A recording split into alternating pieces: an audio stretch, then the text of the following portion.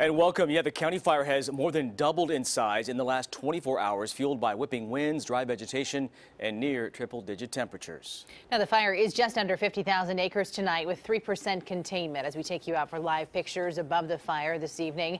It started in Yolo County and has since spread southwest to Napa County and west into Lake County as well. Good evening. Thanks for joining us. I'm Christina Janes. And I'm Tony Lopez. As you take a look at the numbers there, this fire started Saturday afternoon, and let's show you. The flames were first seen off Highway 16 at County Road 63 near Rumsey Canyon. As of right now, the fire is above the town of Winters and east of Lake Berryessa. And speaking of the lake, as of this evening, the county fire is roughly 70 square miles. That's more than double the size of Lake Berryessa. Mandatory evacuations are in place north of Highway 128, not including Winters, along Highway 128 between Monticello Dam and Pleasant Valley Road, south of Road 23 and east of Berryessa Knoxville Road. Advisory evacuations are also in place north of Quail Canyon Road, south of Highway 128, east of the Blue Ridge Mountains, and west of Pleasant Valley Road. We have team coverage for you on the fire tonight, as well as air quality concerns and weather conditions. But first, we begin with CBS 13's Kelly Ryan, live in the town of Brooks with more on evacuations taking place. And one man, Kelly, who plans to stay. That's right. And I can tell you that we've been out here a couple of hours right now, and things have gotten a lot worse in terms of the smoke and also increasing winds. Mandatory evacuations remain in the close areas to the fire, which are mostly rural. But we spoke with one man who says he's not moving. But we've never seen anything like this close. 84-year-old Ralph Kreiner built his home off County Road 23 in Yolo County and has lived in it for 47 years. We thought it's going to burn out or move over the hill. It didn't. With mandatory evacuations for this area yesterday, he wasn't planning on leaving until the sheriff showed up. They just said you're going to have to evacuate. And I says, no, I'm not. And he says, sir, I think you are. With just 3% containment, fire officials say this fire is growing quickly with shifting winds. Obviously a little bit harder to see from down at the valley floor, but that's just because it's so well established up in the remote areas of the mountains. Crews on the ground and in the air are working to get a handle on it. Very large air tankers, CAL FIRE air tankers, and then a number of helicopters that are all assigned to this incident. CAL FIRE officials say the fire broke out Saturday afternoon near the town of Gwinda in Yolo County and crossed into Napa County. It's burning to the east of Lake Berryessa and in the north near the town of Brooks. It's also burning above the town of Winters in the more rugged areas. As of this afternoon, no structures have been destroyed. Ralph Kreiner says now that he's back home, he's not leaving, but he does have an exit plan if things get worse. The pickup's right there. I can throw the dogs in and I'm gone. 12,000 fire personnel are working on the ground and in the air, local crews, and also some crews coming as far away as San Diego. And as of right now, officials say they have no idea how this fire started. Boy, that smoky scene behind you is really something out there. Kelly, thanks. Live in Yolo County.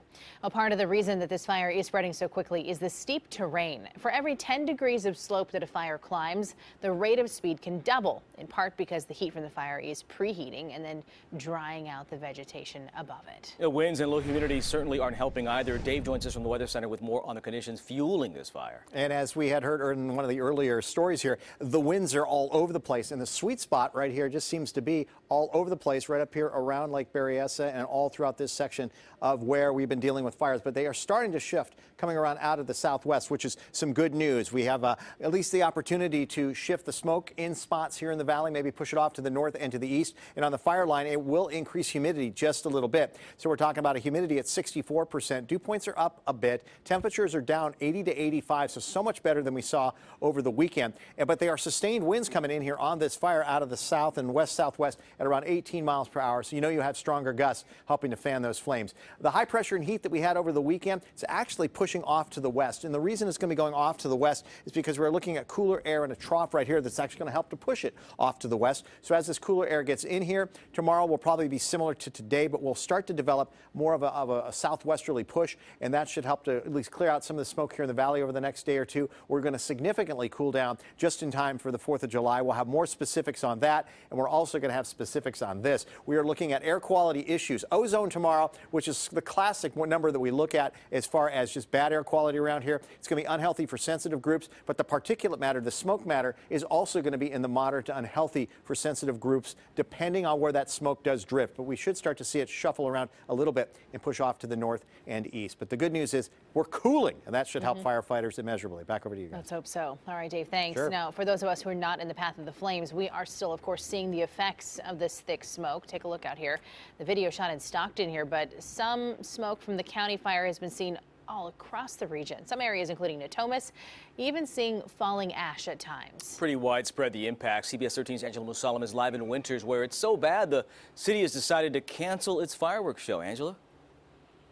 Yeah, that's right, Tony. Christina, around this time tomorrow, this whole field around me would be packed with people waiting to watch the fireworks show, but that's not happening anytime soon. Just take a look at the hazy sky behind me. Now, the main concern and the main priority is getting this county fire under control and improving air quality. We've got an inundation of a lot of smoke, a lot of ash coming into the community. The overall air quality that we've got in Winters right now is very poor. A thick blanket of smoke from the county fire hanging over Winters now has the city reconsidering its patriotic holiday festivities. The idea that we're going to go and shoot fireworks 600 feet in the air just isn't a good idea right now. City manager John Donlevy says the city has never canceled its 4th of July fireworks show. This year was an exception. It's just not the right time. Donlevy says the show attracts almost twice the population of Winters each year, drawing in visitors from across the Sacramento region. We've had family actually be in town from Chicago and fly in, and then they watch the show with us. It's an annual tradition for Anthony Pantaleo and his family. The whole community gets together, and it kind of just brings everybody together. But the cancellation doesn't shock the community. Many locals say the priority now is containing the county fire. It's a bummer, but I think it's a good thing because we do have a fire going on, and yeah, it affects everybody. The Yolo Solano Air Quality Management District is now warning the public of air pollution. But we would definitely recommend that people reduce their exposure outside, reduce their outdoor activity, close their windows and doors, especially if they're sensitive. Right now, air quality sensors are measuring moderate levels of air pollution. Some of the symptoms to watch out for: coughing, you might have shortness of breath. It can also lead to headache. A town that's caught in the middle during wildfire season, sparking outcry from locals and officials. We're tired of it. And the fireworks show is expected to be rescheduled for another date. And if you absolutely have to be outside for the next week, you'll need one of these respirator masks, which can help filter out all the fine particles that are floating out here in the air right now.